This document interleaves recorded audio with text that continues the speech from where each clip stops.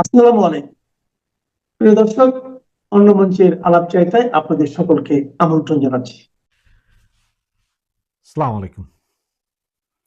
আপনারা সবাই নিশ্চয়ই থাম্বনেল দেখে বুঝতে পারছেন যে আমি কি বিষয়টা নিয়ে আলোচনা করব এবং কিভাবে আলোচনা করব বা কোন কথাটা আমি বলতে চাচ্ছি।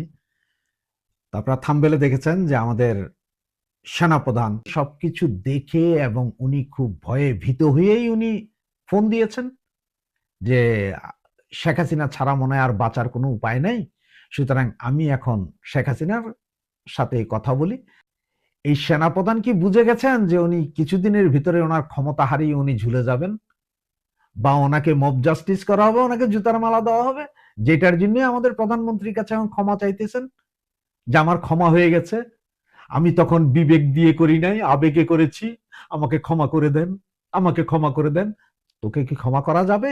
খবরটা আসলে আমি আরো একদিন আগে পেয়েছিলাম, কিন্তু শিওর হতে পারিনি যে আসলে কি এটা কি ফলস নিউজ নাকি নিউজ সত্য নিউজ তা জানার জন্য সর্বশেষ গত ১ ঘন্টা আগে আমি যতটুকু জানতে পারলাম তাতে হচ্ছে যে আমাদের এই সেনাপ্রধান তিনি নাকি আমাদের প্রধানমন্ত্রী মাননীয় প্রধানমন্ত্রীর সাথে কথা বলার জন্য ইন্ডিয়ার সামরিক বাহিনীর প্রধানের কে ফোন দিয়েছিলেন এবং ফোন দিয়ে উনি বলেছেন যে যে কোনো উপায়ে হোক, যে কোনো ভাবে হোক তাকে যাতে আমাদের মাননীয় প্রধানমন্ত্রী বঙ্গবন্ধু কন্যা শেখ হাসিনার সাথে অন্তত ১টা মিনিট কথা বলার সুযোগ করে দেয়।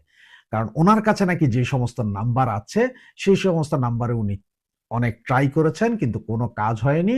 সর্বশেষ উনি নাকি ইস্তোনিয়ার একটা নাম্বার, ইস্তোনিয়াটা আসলে হচ্ছে যে এটা এই আপনার ইস্ট ইউরোপের দিকে, ইউরোপ থেকে ইস্ট ইউরোপের দিকে ইস্টোনিয়া, লাটাভিয়া, লাতভিয়া এগুলো। তো ইস্তোনিয়ার একটা নাম্বার থেকে আমি পুরো নাম্বারটা আপনাদের বলছি না, শুধু কান্ট্রি কোডটা বলে দিচ্ছি 372 372।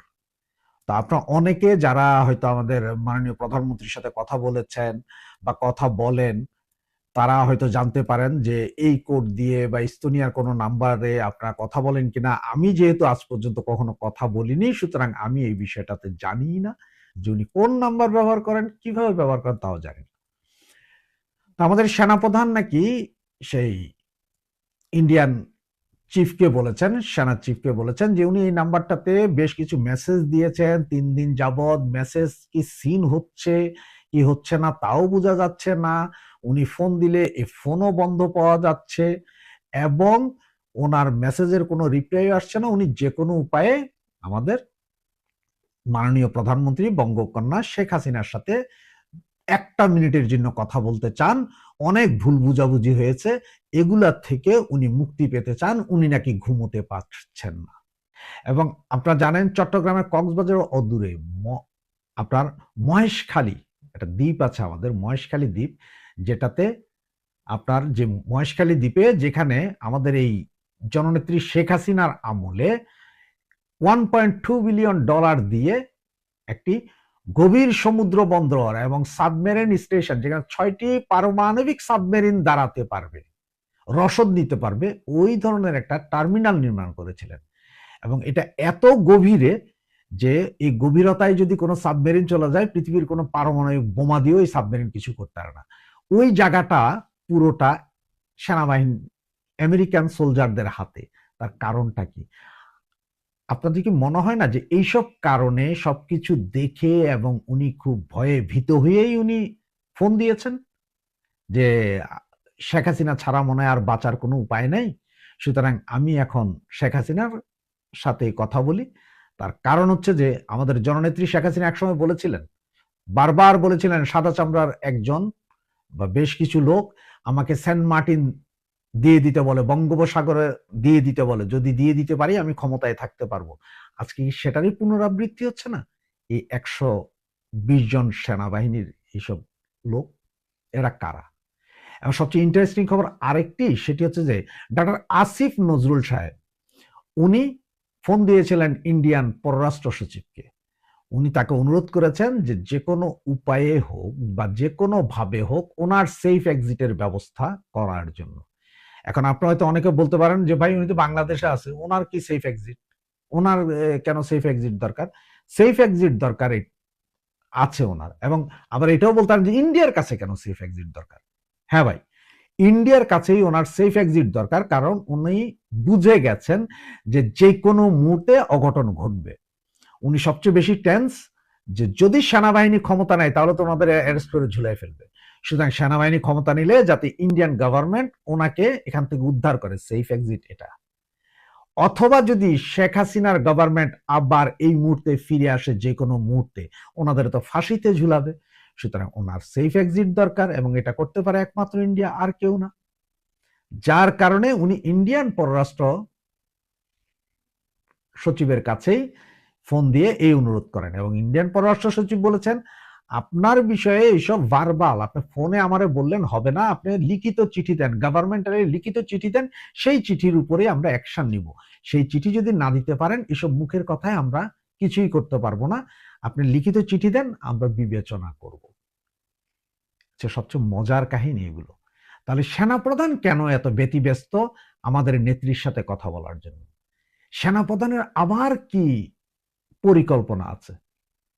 এই সেনাপ্রধান কি বুঝে গেছেন যে উনি কিছুদিনের ভিতরে ওনার ক্ষমতা হারিয়ে উনি ঝুলে যাবেন, বা ওনাকে মব জাস্টিস করা হবে, ওনাকে জুতার মালা দেওয়া হবে, যেটার জন্য আমাদের প্রধানমন্ত্রীর কাছে এখন ক্ষমা চাইতেছেন যে আমার ক্ষমা হয়ে গেছে, আমি তখন বিবেক দিয়ে করি নাই, আবেগে করেছি, আমাকে ক্ষমা করে দেন, আমাকে ক্ষমা করে দেন।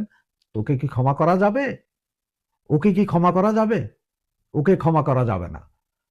ওদের সবার মনেই ভয় ঢুকে গেছে যে আওয়ামী লীগের এইসব মিছিল দেখে, এবং যেভাবে আওয়ামী লীগ গেরিলা কায়দায় তাদের সহকর্মীদেরকে ধরার পরে ছিনিয়ে নিয়ে আসছে, তাতে সেনা, পুলিশ, এই সরকার, গোয়েন্দা বিভাগ সবার কাছে খবর হয়ে গেছে যে কিছু একটা হচ্ছে বা হবে, এবং আগামী 72 ঘন্টার ভিতরে আরো অনেক কিছু হবে, যা আমি আপনাদের সামনে তড়িৎ বেগে নিয়ে আসার চেষ্টা করব।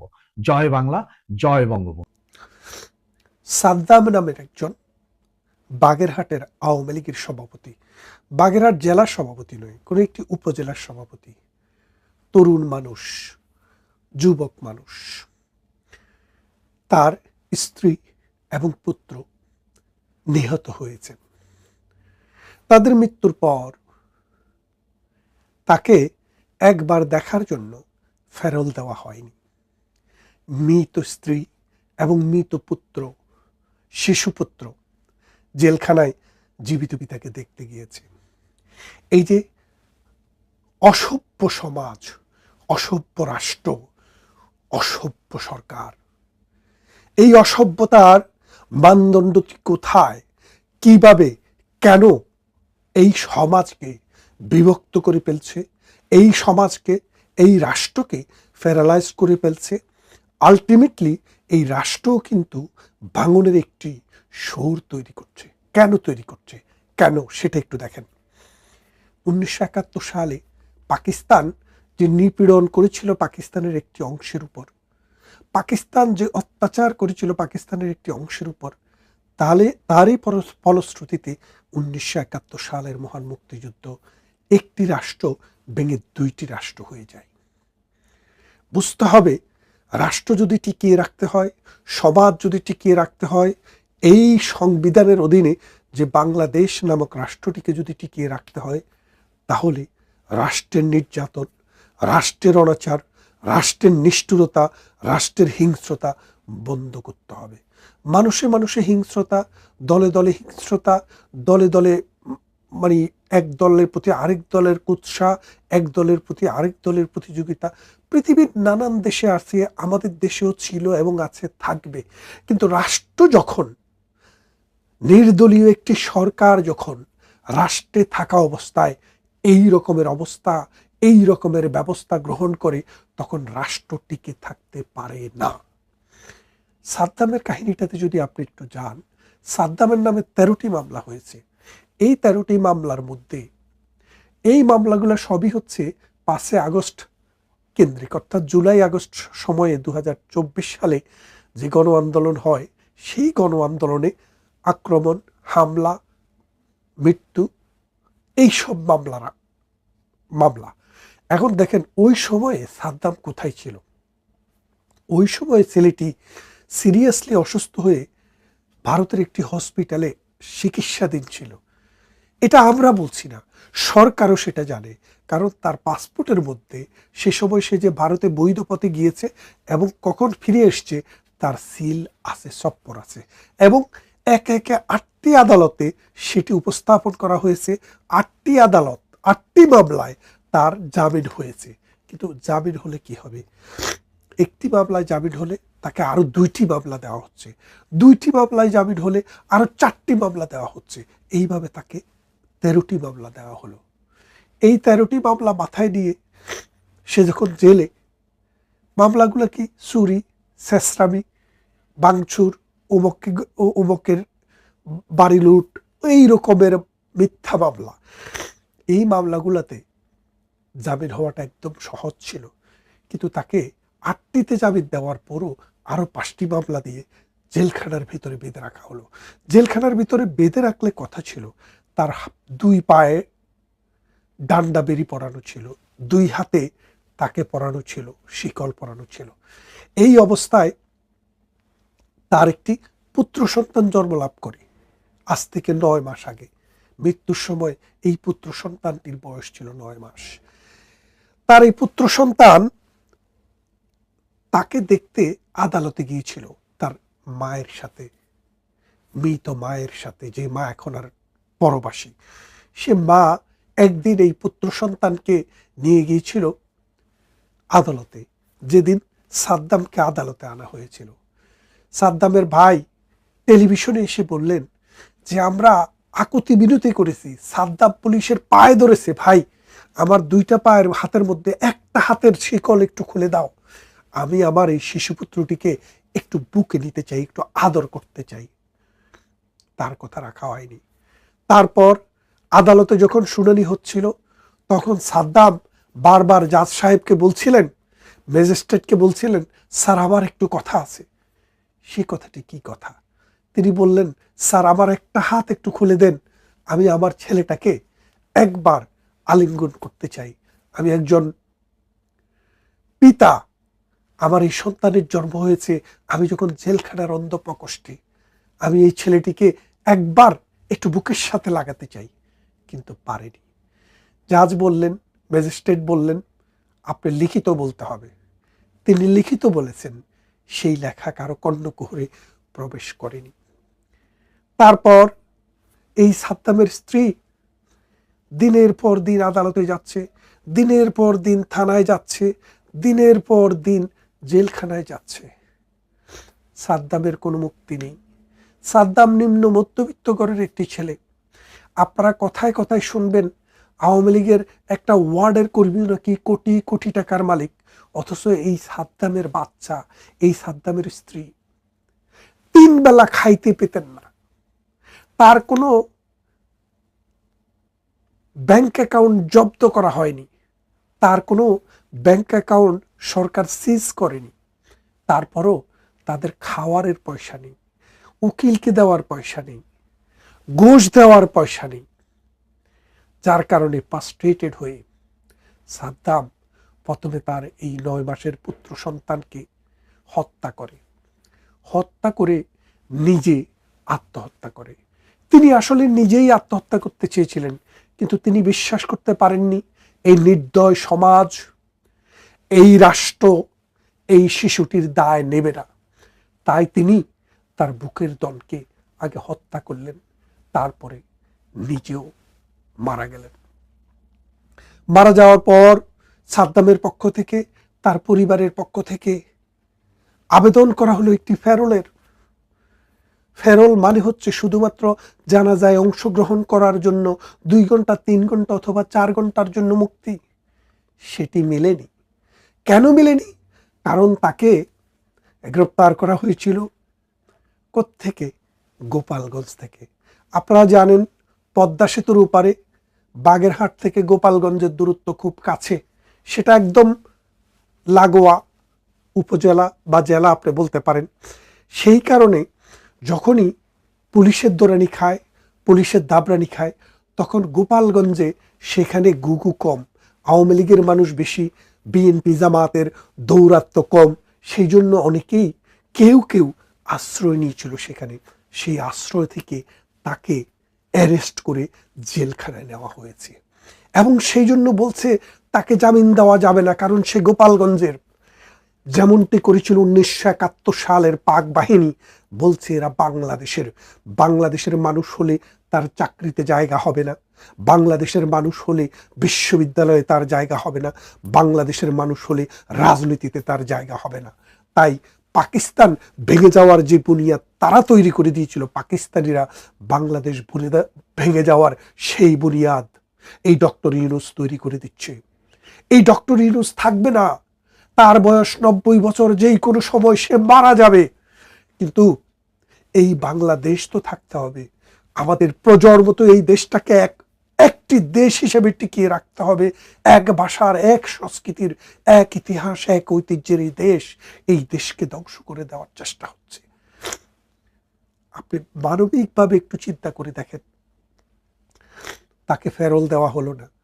ফেরল না দেওয়ার পরে এই মৃত সন্তান, এই মৃত স্ত্রী দেখতে গিয়েছে জেলখানায় জীবিত পিতাকে, জীবিত স্বামীকে।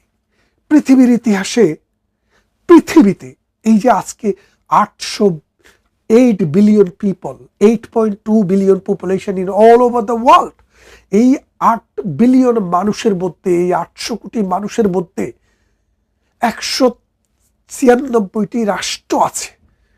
এই রাষ্ট্রগুলোর মধ্যে আপনারা কি একটি উদাহরণ দেখাতে পারবেন যে একজন জেলখানায় মানুষ, তার স্ত্রী এবং তার পুত্র মারা গেছে, যার কোনো কনভিকশন হয় নাই, যার কোনো বিচার হয় নাই, যার নামে কোনো চার্জশিটও হয় নাই, সেই রকম একজন মানুষকে তার স্ত্রী এবং মৃত পুত্র জেলখানায় দেখতে গিয়েছে?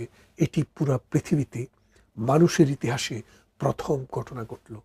এই যে প্রথম ঘটনাটি ডক্টর ইউনূস, আসিফ নজরুল ঘটালেন, এর জবাব এই রাষ্ট্রকে দিতে হবে, today, tomorrow or day after. কারবালার প্রান্তরের কথা আপনারা জানেন। কারবালায় যখন যুদ্ধ হয়, মহানবী সাল্লাল্লাহু আলাইহি সাল্লামের প্রিয় নাতি হুসাইনের শির কর্তন করা হয়। সেই শির কর্তন করে নিয়ে যাওয়া হয় দামেস্কে। ইরাকের ফোরাত নদীর তীর, যেখান থেকে পানি নিয়ে মানুষ পান করত, সেই পানির যে তীর, সে পানির অঞ্চলটিকে সীমারের বাহিনীরা, ইয়াজিদের বাহিনীরা দখল করে রেখেছিল, যার ফলে এই শিশুপুত্র, হুসাইনের শিশুপুত্র পানির জন্য হাহাকার করতে করতে সেখানে গিয়ে নিহত হয়েছিলেন, শহীদ হয়েছিলেন। কারবালার ট্র্যাজেডির কথা আমরা এখনো জানি। হায় হোসান, হায় হাসান বলে আজও আমরা শিয়াদের মাতম শুনি। সারা বিশ্বের মানুষ আজও কারবালা ট্র্যাজেডিকে স্মরণ করে। বাংলাদেশে এখন কারবালা ট্র্যাজেডি চলছে। এই কারবালা ট্র্যাজেডির মূল নায়ক হচ্ছে ডক্টর ইউনূস। এই কারবালা ট্র্যাজেডির নায়ক হচ্ছে আসিফ নজরুল। এই বাটপার মিথ্যা কথার ফ্যাক্টরি। এই বাটপার বলেছিল 26 লক্ষ ভারতীয় বাংলাদেশের কোনো ভিসা নাই, ভারতে এখন ভিসাও দেয় না। সেখানে এই 26 লক্ষ লোক কোথায় গেল, কোন অবস্থায় আছে, তাকে জিজ্ঞেস করার পর বলেছে, আমি তো যখন বলেছিলাম তখন আমি রাষ্ট্রের কোনো দায়িত্বে ছিলাম না।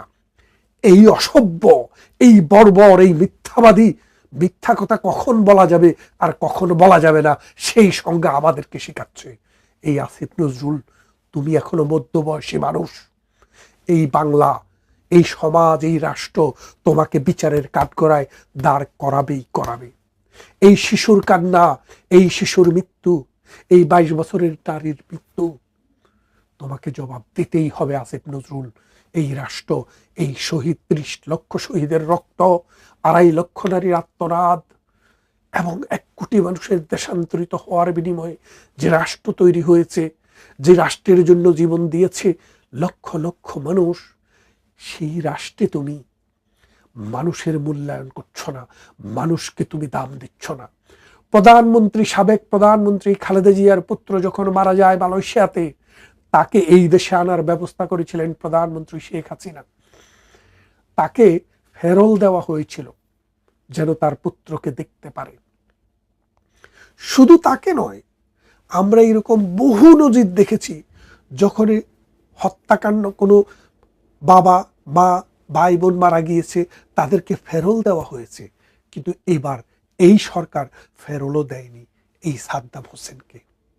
আমরা জানি রাষ্ট্র এই অবস্থায় থাকবে না, সমাজ এমন অবস্থায় থাকবে না, দিনটা এমন থাকবে না।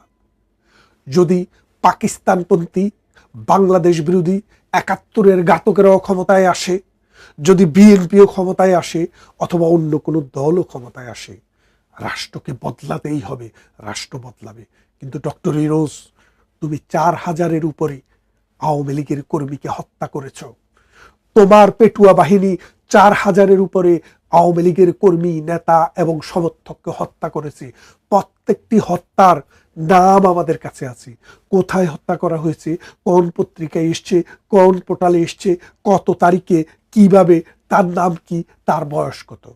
আমরা মানবাধিকার কর্মীদেরকে সেটা দিতে পারবো, কিন্তু বাংলাদেশে এখন কোনো মানবাধিকার কর্মী নেই। কারণ মানবাধিকার কর্মী, মানবাধিকার সংগঠন তো মানুষ শব্দটার সাথে জড়িত। বাংলাদেশ এখন যারা চালাচ্ছে তারা মানুষ নয়, তারা হায়না। এই হায়নাদের দেশে কোনো মানবাধিকার কর্মী থাকবে না, কোনো মানবাধিকার সংগঠন থাকবে না। এই মানবাধিকার সংগঠন, এই মানবাধিকার কর্মী আবার আসবে যখন এটা মানুষের দেশ হবে। শুয়োরের দেশ থেকে মানুষের দেশে রূপান্তর করার কাজ আমরা করব, আমাদেরকে করতেই হবে। কারণ এই সাদ্দামের শিশুপুত্রের আর্তনাদ, এই সাদ্দামের স্ত্রীর আর্তনাদ আসমান বেগে এই ডক্টর ইউনূসের যে গোষ্ঠী, তাদের মাথার উপরে পড়বেই পড়বে। ১২ তারিখ সকালের আগ পর্যন্ত কোনো কিছু নিশ্চিত না যে ইলেকশন হবে। তবে আজকে আমি একটু বিস্তারিত বলবো কেন। প্রথমত হচ্ছে নির্বাচনে একটি পক্ষ, আমি নাম না নিলেও আপনারা হয়তো বুঝতে পারবেন, তারা বা একটি বিশেষ জোট বা বিশেষ কোনো পক্ষ, তারা যদি দেখে নির্বাচনে তারা কনফার্ম জিতবে, তাহলে তারা নির্বাচনে যাবে।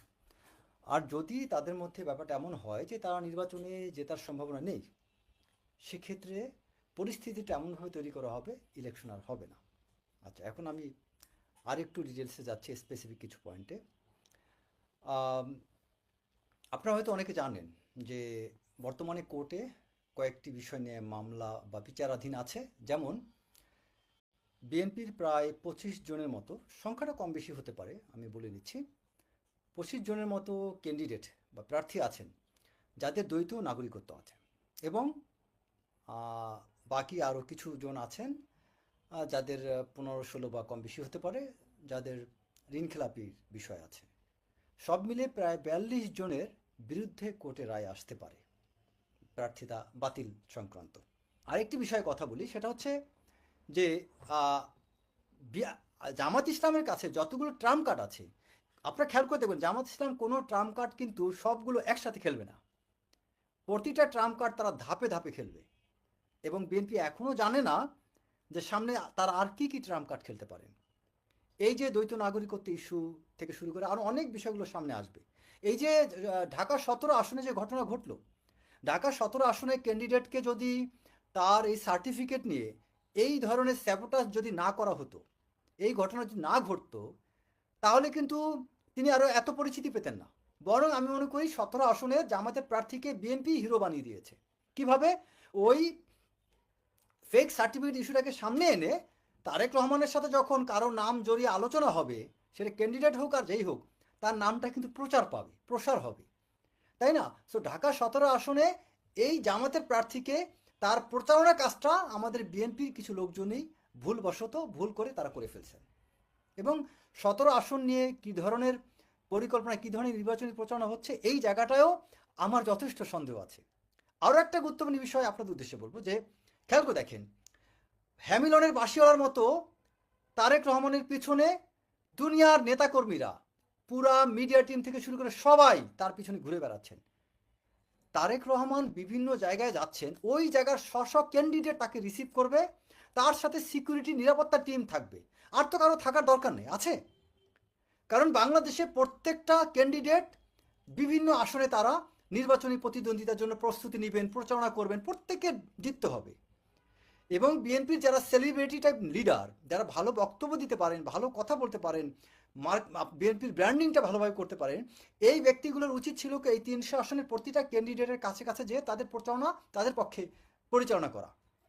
তা না করে সবাই তারেক রহমানের পিছনে ছুটে বেড়াচ্ছেন, যেটার কোনো প্রয়োজনীয়তা নেই। বরং এই নেতাগুলা বিভিন্ন আসনে, যেমন কুমিল্লা, চিটাগাং, সিলেটে দেখলাম ওই জায়গার আসনে এই তার সাথে যে বহরে যেসব নেতারা যাচ্ছেন তারা জায়গাগুলো সিট দখল করে রাখছেন, স্থানীয় গুরুত্বপূর্ণ নেতারা বসতে পারছে না, তারা দাঁড়ায় থাকতেছেন।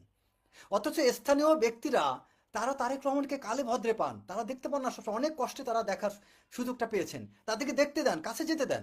তাদেরকে কাছে যেতে না দিয়ে আপনারা জায়গাটা দখল করে রাখছেন। তারেক রহমানের কাছে থাকবে শুধু তো নিরাপত্তা টিম আর মিডিয়া টিমের যারা তারা থাকতে পারে, যেমন মিডিয়ার যে আমাদের রুমন ভাই আছেন বা অন্যান্য যারা আছেন, মিডিয়া টিমটা প্রচারণার জন্য তারেক রহমানের সাথে থাকতে পারে, নিরাপত্তা টিম তার সাথে থাকতে পারে। অন্য কেউ কেন থাকবে?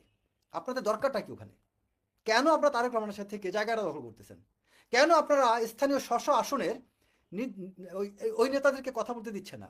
কেন তারা তারেক রহমানের সাথে ভালো মতো কোলাকুলি করতে পারছেন না, আবেগটা প্রকাশ করতে পারছেন না? আপনারা এটা না করে আপনারা বিভিন্ন আসনে যেতেন। রেজা কিবরিয়ার আসনে যান, তাকে সহযোগিতা করেন।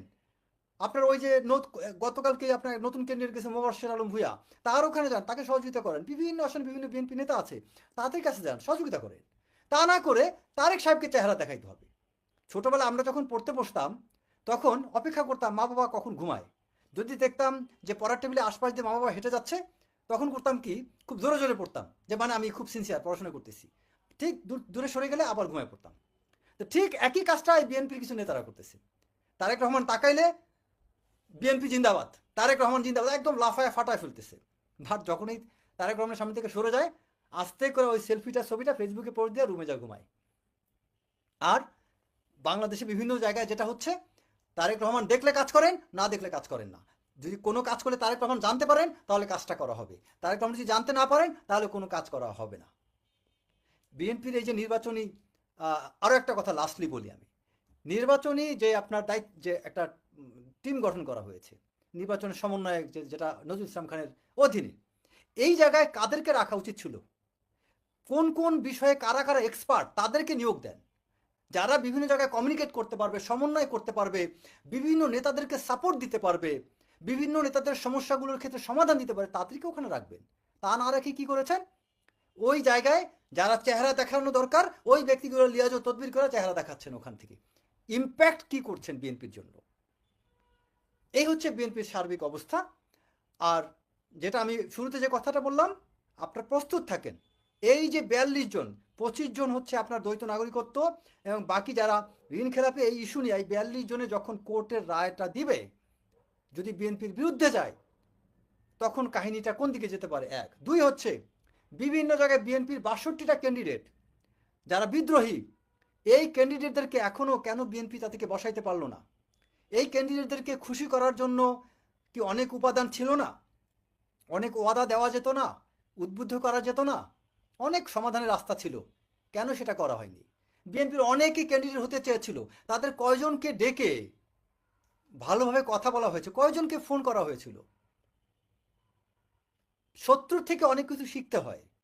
আমার এলাকায় মনে আছে 2008-এর নির্বাচনে আওয়ামী লীগের 7-8 জন ক্যান্ডিডেট হয়েছিল, এবার চেয়ারম্যান প্রার্থী হয়েছিল, মেয়র প্রার্থী হয়েছিল। তখন শেখ হাসিনা ফোন করে তাদেরকে এমন সব কথা বলতে, পরের দিন দেখি ওই নেতারা সব এক হয়ে মাঠে নেমে গিয়েছে। তখন আমরা বিএনপি পন্থী যারা, তারা অবাক হয়েছি যে কীভাবে সম্ভব। পরে কিছুদিন পর জানতে পারলাম তিনি তাদের কাছে খুব সুন্দরভাবে কথা বলেছিলেন। অনেক উপরের পর্যায়ে যারা থাকেন তাদের সুন্দর হাসির অনেক প্রভাব। আমি সারাদিন হাসলেও প্রভাব পড়বে না ভাই, তাদের একটা ছোট্ট রাগ অনেক প্রভাব। আমি সারাদিন রাগ করলেও কারো কিছু আসবে যাবে না, তারা যদি একটুখানি মুখটা ভার করে রাখেন অনেক প্রভাব। আমাদের মুখ ভারে কিছু আসে যায় না। আমি আমার বাবার কাছে সারাদিন পানির বোতল নিয়ে গেলেও কেউ ছবি তুলবে না, বাট জায়মা রহমান যদি তারেক রহমানের কাছে পানির বোতলটা এগিয়ে দেন তাহলে 21 টিভিতে নিউজ হবে। তো আমাদের এই পার্থক্যগুলো বুঝতে হবে, তারেক রহমান কোথায় আছেন, আমরা কোথায় আছি। সো তারেক রহমানের জায়গা থেকে আমি মনে করি কিছু জিনিস উনি একটু সদয় দৃষ্টি দিলে সত্যি দলের ভালো হবে। এবং আমি মনে করি দলের যারা আপনার কাছে এসে বলতে চায় অমুক অমুক নেতা, বিএনপির অমুক লোক বিএনপির সমালোচনা করে বিএনপি এইটা বলছে, ভাই এরা সবচেয়ে ক্ষতি করছে আপনার, এরা সবচেয়ে বড় ধ্বংস করতেছে। আপনি হয়তো বড় যে এইটা বলতে পারেন, তোমার কোনো সমালোচনা থাকলে আমার কাছে এসে বলো, পাবলিকলি বলো, কোনো এই দোষটা ধরতে পারেন। বাট মানুষ পাবলিকলি কখন বলে? যখন আপনাকে বলার সুযোগ থাকে না। এই যে দ্বৈত নাগরিকত্ব ইস্যুটা কেন আজকে আমি এই 2 মাস পরে এখন বললাম, কারণ আপনার কাছে প্রাইভেটলি বলতে চেয়েছিলাম, সুযোগ পাই নাই। আমার কাছে 21টা পয়েন্ট আছে খুব গুরুত্বপূর্ণ, কিন্তু সেই পয়েন্টগুলো আপনি শুনতে চাননি, আমি বলতেও পারিনি আপনাকে। তাহলে কি করবো এখন আমরা? আমাদের তো পাবলিকলি বলতে হবে। তো আশা করি এই সত্যগুলো তারেক রহমানকে জানাবেন। আমি আমার লাইভ যারা দেখতে পাচ্ছেন সবাইকে অনুরোধ করবো এটাকে শেয়ার করে দেন, যাতে এই বাস্তবতাটা জনাব তারেক রহমানের কাছে যায়। আসসালামু আলাইকুম।